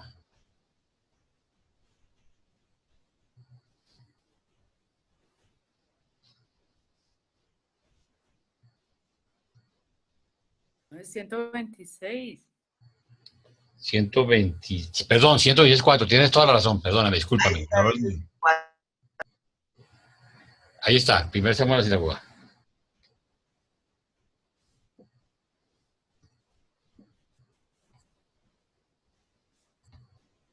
Ahí está bien.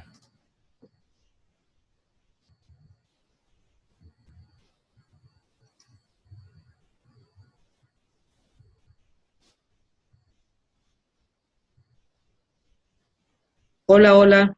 Ya. ¿Me escucha? Sí, señora. Bueno, comienzo. Dale. Al cumplir los 15 años, Jesús ya podía ocupar oficialmente el púlpito de la sinagoga los sábados. Muchas veces antes, cuando faltaban oradores, le habían pedido a Jesús que leyese las Escrituras, pero ahora había llegado el día en que, según la ley, podía oficiar el servicio.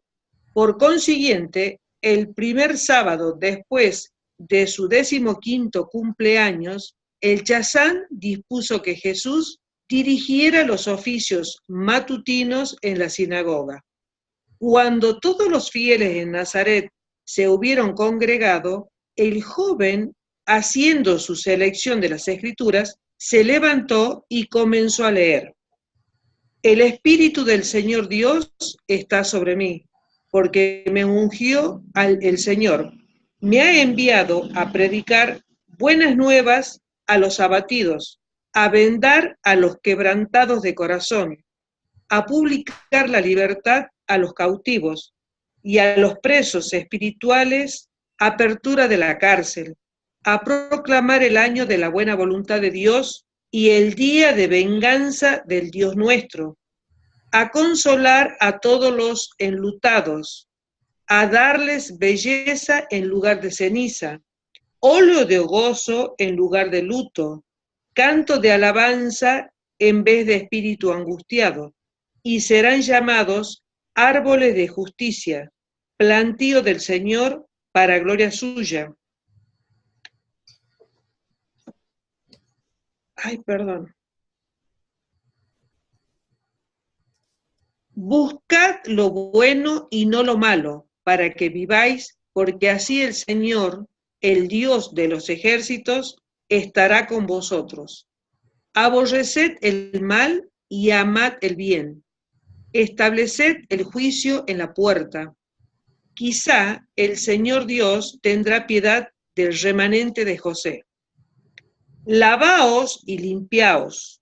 Quitad la iniquidad de vuestras obras de delante de mis ojos. Dejad de hacer lo malo y aprended a hacer el bien.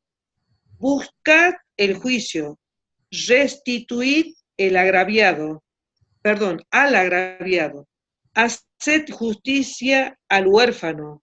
Amparad a la viuda. ¿Con qué me presentaré el Señor a inclinarme ante el Señor de toda la tierra? ¿Me presentaré ante Él con holocaustos, con becerros de un año? ¿Se agradará el Señor de millares de carneros, decenas de millares de ovejas o con ríos de aceite? ¿Daré mi primogénito por mi rebelión, el fruto de mis entrañas por el pecado de mi alma? No, porque el Señor nos ha mostrado, oh hombres, lo que es bueno. ¿Y qué pide el Señor de ti? Solamente hacer justicia, amar misericordia y caminar humildemente con tu Dios. Ay, perdón, no sé qué es lo que hice acá.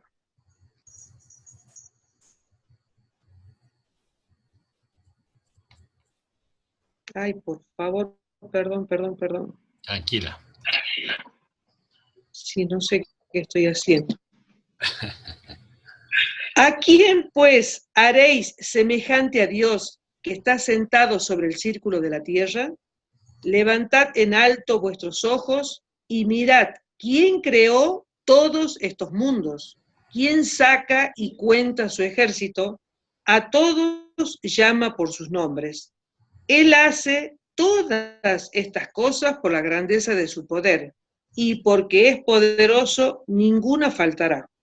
Él da esfuerzo al cansado, y multiplica las fuerzas al que no tiene ningunas. No temas, porque yo estoy contigo. No desmayes, porque yo soy tu Dios. Te esfuerzo y te ayudaré.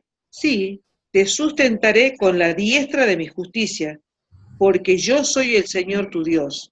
Y te sostiene de tu mano derecha y te dice, no temas, yo te ayudo.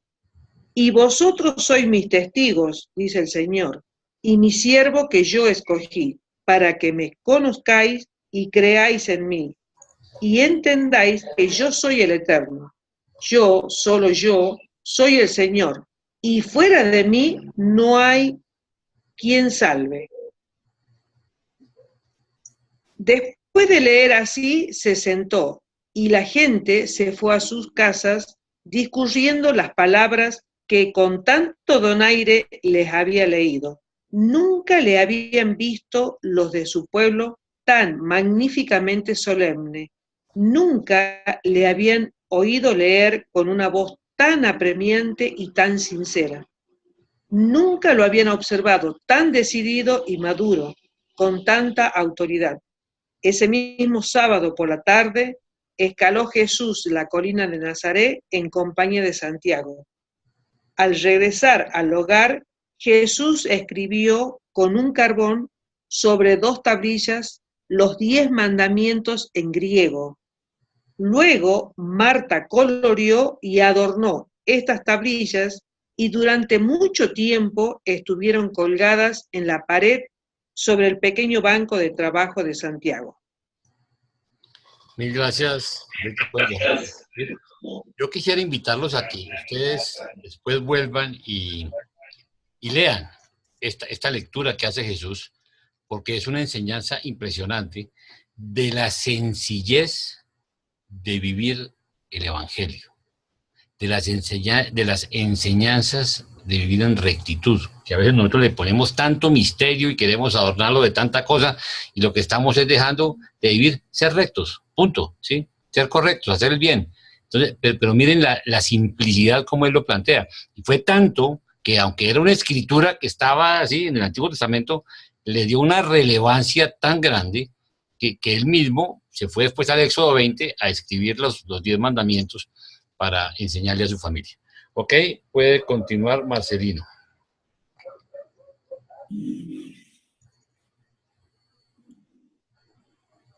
¿Lo alcanza a ver ya? Ya. Ok. Sección 5, la lucha financiera. Paulatinamente, Jesús y su familia retornaron a la vida simple de sus primeros años. Sus ropas e incluso sus alimentos se simplificaron.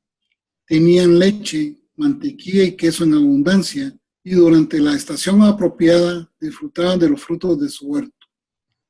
Pero cada mes que pasaba los obligaba a una mayor frugalidad. Su desayuno era muy simple, pues guardaban los mejores alimentos para la cena.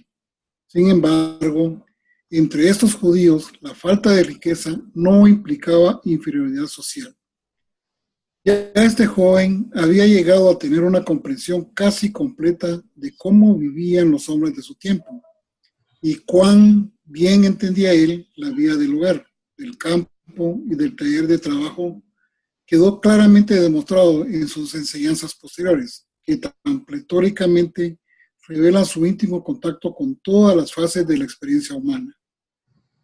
El Chazán de Nazaret seguía aferrado a la creencia de que Jesús había de convertirse en un gran maestro, probablemente el sucesor del famoso Gamaliel en Jerusalén.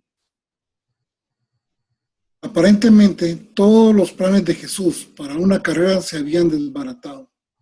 Tal como estaban las cosas, el futuro no parecía sonreírle. Pero no vaciló ni se desalentó, sino que vivía día tras día, desempeñando bien su deber presente y cumpliendo fielmente con las obligaciones inmediatas de su situación en el mundo. La vida de Jesús es el consuelo sempiterno de todos los idealistas desilusionados.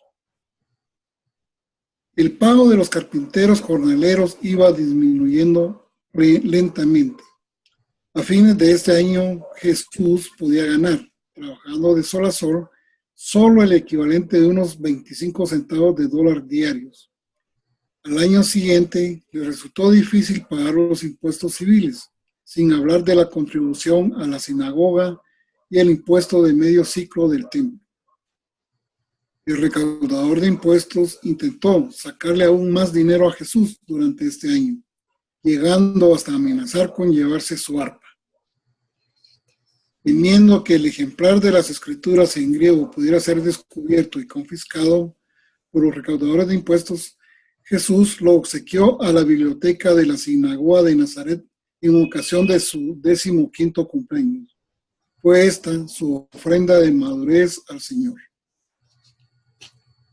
El peor momento de su 15º año de vida lo pasó Jesús en Séforis, cuando se encontraba allí para escuchar el veredicto de Herodes, ante quien había apelado para resolver una disputa sobre el pago adeudado a José en el momento de su muerte accidental.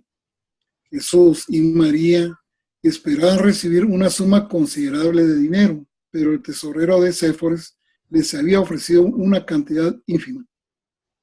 Los hermanos de José resolvieron pues apelar ante el mismo Herodes. Por eso se encontraba ahora Jesús en el palacio, de pie ante Herodes, y le escuchó decretar que nada se le debía a su padre en el momento de su muerte. Esta decisión tan injusta bastó para que Jesús no volviera a confiar nunca más en Herodes Antipas. No es sorprendente que en una ocasión se refiriera a Herodes como ese zorro. El duro trabajo de Jesús en el banco de carpintero durante este año y los subsiguientes le impidió de partir con los viajeros en las caravanas. Ya un tío suyo se había hecho cargo de la tienda de provisiones de la familia, y Jesús trabajaba en el taller de la casa para poder estar cerca de su familia y así ayudar a María en cuanto a los niños. Por aquel entonces empezó a enviar a Santiago a la parada de las caravanas, donde alimentaban a los camellos para obtener noticias sobre los acontecimientos mundiales. De este modo intentaba Jesús mantenerse al día. Según se adentraba en la madurez, hubo de pasar por los conflictos y confusiones típicos de todo joven promedio de todas las eras humanas anteriores y subsecuentes. Y la dura disciplina inherente a la obligación de mantener a su familia fue una salvaguarda segura contra el que haya tenido tiempo para la meditación ociosa o la complacencia en tendencias místicas. Este fue el año en que Jesús arrendó una parcela considerable de terreno justo al norte de la casa para que la familia tuviera su huerto. Se subdividió el terreno para que cada uno de los hermanos mayores tuviera su propia parcela y compitieron entre sí al dedicarse con entusiasmo a las faenas agrícolas. Durante la temporada de cultivo de las legumbres, Jesús, su hermano mayor, pasaba algún tiempo con ellos todos los días en el huerto. Al trabajar con sus hermanos menores en el huerto, Jesús muchas veces abrigó el deseo de vivir con su familia en el campo, en una granja, para disfrutar de la libertad de una vida sin trabas. Pero no estaban en el campo, y Jesús, siendo tan un joven profundamente práctico como un idealista, atacó vigorosa e inteligentemente su problema, tal como lo encontró, haciendo todo lo que estaba a su alcance para que él y su familia se adaptaran a la realidad de su situación y tratando de satisfacer en el mayor grado posible sus aspiraciones individuales y colectivas. En cierto momento abrigó Jesús la vaga esperanza de poder comprar una pequeña granja con el dinero que le debía a su padre por su trabajo en la construcción del palacio de Herodes, siempre y cuando pudieran recaudar esa suma considerable de dinero. Había pensado seriamente en establecer a su familia en el campo, pero al negarse Herodes a pagarles el dinero que se le debía a José, tuvieron que renunciar a la ambición de tener una casa en el campo. Tal como estaban las cosas, se las ingeniaban para disfrutar de muchas de las experiencias de la vida campestre, puesto que ahora tenían 3 vacas, 4 ovejas, una cría de pollos, un asno y un perro, además de las palomas. Aún los más pequeños tenían sus obligaciones regulares dentro del plan de administración bien organizado que caracterizaba la vida doméstica de esta familia nazarena. Al concluir su 15º año, concluyó Jesús la peligrosa y difícil travesía de ese periodo intermedio de la vida humana, ese periodo de transición entre la despreocupación y complacencia de la niñez y la noción del advenimiento de la edad adulta, con su carga de responsabilidades y oportunidades para la adquisición de la experiencia avanzada en el desarrollo de un carácter noble. Ya había concluido el periodo de crecimiento mental y físico. Ahora comenzaría la verdadera carrera de este joven nazareno. Espérate un momentico, súbelo un poquito, Marcelino. Miren ustedes, ahí está bien. Miren ustedes, y preguntémonos si nosotros estamos haciendo lo mismo o de pronto qué tenemos que aprender de esta enseñanza y de esta sabiduría. Dice, aún los más pequeños tenían sus obligaciones regulares dentro del plan de la administración bien organizado que caracterizaba la vida doméstica de esta familia nazarena. Pensemos nosotros cómo están nuestras familias. ¿Sí? Gracias, ya puedes dejar de compartir. Y pensemos cómo tenemos preparados a nuestros hijos. Miren ustedes cómo realmente a veces nosotros nos vamos dedicando al estilo de vida que hoy vivimos y nos vamos preocupando por cosas intrascendentales, y lo malo es que vamos transmitiendo esa enseñanza a nuestros hijos, a nuestros nietos. Entonces, vale la pena que replanteemos si nosotros estamos preparando a nuestros hijos y a nuestra familia para la autosuficiencia y para preocuparnos por lo que es verdaderamente importante. Y yo creo que hoy estamos cada día más despistados y más día todos detrás de los lujos y de cosas que no son realmente el objetivo de lo que vinimos a hacer acá, y que además cuando vengan la hora de dificultades van a hacer, si no estamos preparados, que suframos mucho y que sufran nuestras familias. Entonces ahí les dejo esa inquietud. Mis queridos amigos, mil gracias por tu tiempo. Como pueden ver, hoy la lección fue muy linda, es cortica, y los documentos que vienen son espectaculares también. Los invito a que los preparen, los invito a que le dediquen tiempo y a que mediten. Miren cómo Jesús iba al monte, trataba de estar con la naturaleza, y miren cómo la relevancia que le da a la meditación. Nosotros necesitamos tiempo de soledad con nuestros ajustadores. Tal vez no tenemos el monte Gilboa para subir, pero tenemos un cuartico, nos podemos encerrar aunque sea en el baño, si no tenemos otro sitio donde podamos tener un poquito de intimidad para buscar esa comunión con nuestro ajustador y para tratar de estar dispuestos a tener esa comunicación. ¿Ok? Les agradezco mucho su tiempo, que pasen un buen fin de semana, y como siempre, si Dios quiere, mañana tendrán la grabación disponible. Gracias a todos. Gracias, Jaime, gracias a todos. A todos. Buenas noches a todos. Okay. Buenas noches. La semana entrante. Un abrazo para ti, tu familia. Ok. Abrazo para todos.